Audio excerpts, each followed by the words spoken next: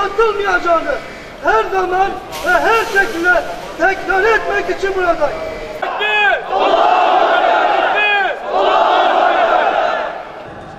Beni ananızdan, babanızdan, çoluk çocuğunuzdan ve herkesten daha çok sevmedikçe gerçek manasıyla iman etmiş olmazsınız. Değerli misafirler, STK ve partilerin değerli başkanları, kıymetli basın mensupları, bugün burada toplanmamızın nedeni Özgür Gündem gazetesinin 09 Mart 2016'daki sayısında Hz. Muhammed sallallahu aleyhi ve selleme hakaret içerikli karikatür yayınlamasını kınamak ve lanetlemektir. Özgür Gündem şaşırma, sabrımızı taşırma. Özgür Gündem şaşırma, sabrımızı taşırma. Özgür Gündem şaşırma, sabrımızı taşırma. Özgür Gündem şaşırma, sabrımızı taşırma. Kıymetli Müslüman halkımız, Kürdistan'da İslam düşmanlığı içerisinde olan alçak zihniyet, içinde boğulduğu cehaletin ve karanlığın faturasını her seferinde İslam'a kesmekle güya kendilerine çağdaşlık payesi vermektedirler.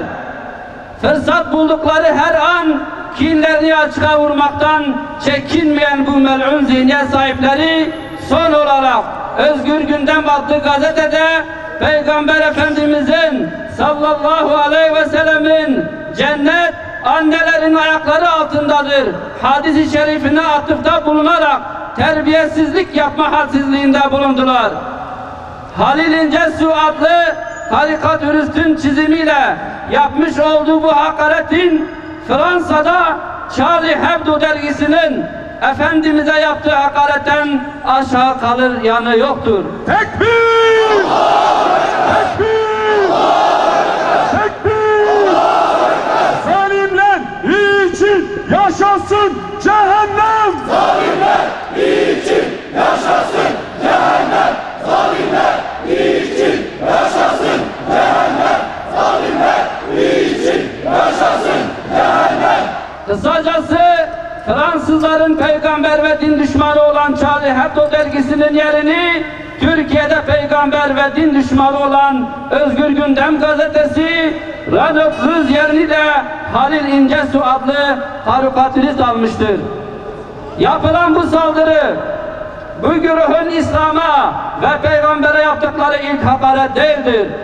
Hepimizin hatırladığı gibi geçen yılda küçük yaştaki evlilikleri bahane ederek Peygamberimize hakaret etmişlerdi. Yine hatırlanacağı üzere bu zihniyet Silopi, Cizre ve Diyarbakır gibi bazı yerlerde çarşaflı kadınları zincirleyip güya tesettürlü bayanları köle görerek hakaret etmişti.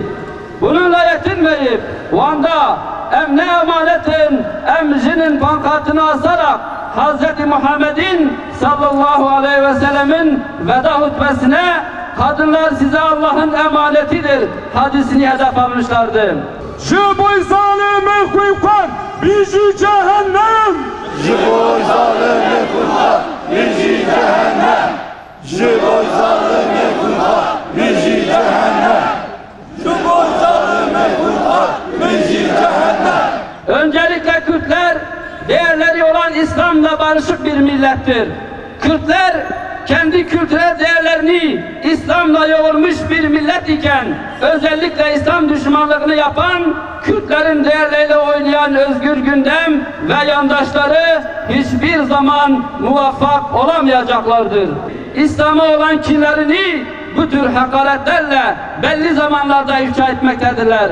Ancak Rabbimize hamdolsun ki yaptıkları bu hakaretler cevapsız kalmadı ve kalmayacaktır. Müslüman Kürt halkı uyuma, peygambere sahip çık. Müslüman uyuma, peygambere sahip çık. Müslüman uyuma, peygambere sahip çık. Müslüman uyuma, peygambere sahip çık. Müslüman Kürt halkı hiçbir zaman bu onursuzca saldırılara prim vermedi ve inşallah vermeyecektir. Diyarbakır İslami STK'ları olarak bizler de bugün olduğu gibi bunların pisliklerini ifşa edeceğiz ve onların gerçek niyetini Müslüman halkımıza anlatacağız. Dini değer ve kutsalları alay konusu edinmek, hakaret etmek, sanatsal faaliyette düşünce özgürlüğü de değildir. Bu açık bir şekilde din düşmanlığıdır. Zalimler için yaşasın cehennem. Zalimler için yaşasın cehennem. Zalimler için yaşasın cehennem. Bu açık bir şekilde din düşmanlığıdır. İslam ve peygamber düşmanlığıdır. Bunu yapanlar toplumsal huzuru bozmak isteyen fitnecilerdir.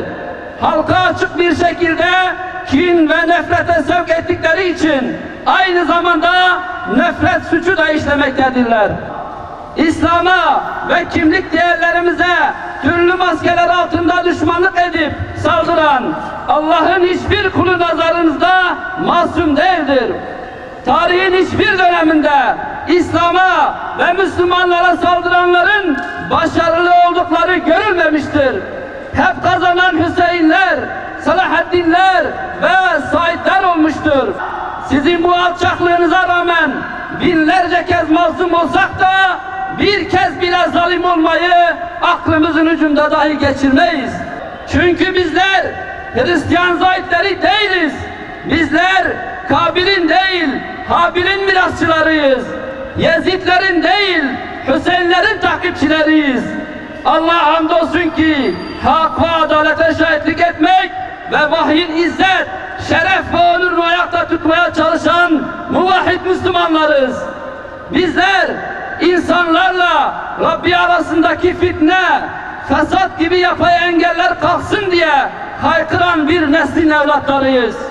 Özgür günden şaşırma, sabrımızı taşırma. Özgür günden şaşırma, sabrımızı taşırma. Özgür günden şaşırma, sabrımızı taşırma. Bu vesileyle Özgür Gündem gazetesinde Halil İncesu adlı şahsın Efendimiz sallallahu aleyhi ve selleme yapmış olduğu bu hakareti bir kez daha lanetliyoruz. Lanet olsun. Bununla birlikte Müslüman halkın inanç ve değerleriyle alay eden Özgür Gündem ve benzeri yayın organlarını boykot etmeye, evlere ve iş yerlerine sokmamaya tüm halkımızı davet ediyoruz. Tekbir! Tekbir! Tekbir! Allahu Ekber! Allahu Ekber! Allahu Ekber! La ilahe illallah! La ilahe illallah. Muhammed Resulullah! Muhammed Resulullah. La ilahe illallah! La ilahe illallah. Muhammed Habibullah! Muhammed Habibullah. Özgür Gündem gazetesinde yayınlanan ve Peygamberimizin cennet anaların ayakları altındadır hadis-i şerifiyle bu güzel sözü hakaret eden, alaya alan, aşağılayan bu insan müsvedelerini şiddetle kınıyorum, lanetliyorum. Kardeşlerim, bu zihniyete sesleniyoruz. Bu zihniyeti destekleyenlere sesleniyoruz. Bu zihniyetin içinde olan kitleye sesleniyoruz. İnsanların inançlarıyla dalga geçmek, onlara hakaret etmek bir özgürlük mücadelesi değildir. Bir hak arama mücadelesi değildir. Tam tersine milyonlarca kitlenin inanç değerlerine hakaret etmektir ki bu asla bizim kabulümüz olmadığı gibi sizin hakkınız da değildir, haddiniz de değildir. Müslüman Kürt halkı bu coğrafyada, bu bölgede bu tür zihniyet bozuntularına asla müsaade etmeyeceğini hepinizi bilmenizi istiyorum. Hepinizi saygıyla, muhabbetle tekrardan selamlıyorum. Müslüman uyuma, peygambere sahip çık. Müslüman sahip çık. Müslüman uyuma. Peygambere sahip çık. Bugün ne yarın ve bundan öncesi de sürekli bu zihniyetlerin tek hedefi İslam olmuştur. Ama Allah'a hamdolsun Ahmet halkı Kürdistan'da dindar halk var olduğu sürece Özgür Gündem gazetesi ve yandaşları asla Allah'ın izniyle muvaffak olamayacaklardır. Buradaki halkımız, dindar kardeşlerimiz her zaman demokratik ortamlarda en sert tepkiyi gösterecektir. Artık İslam'ın değerleriyle savaşmaktan vazgeçin.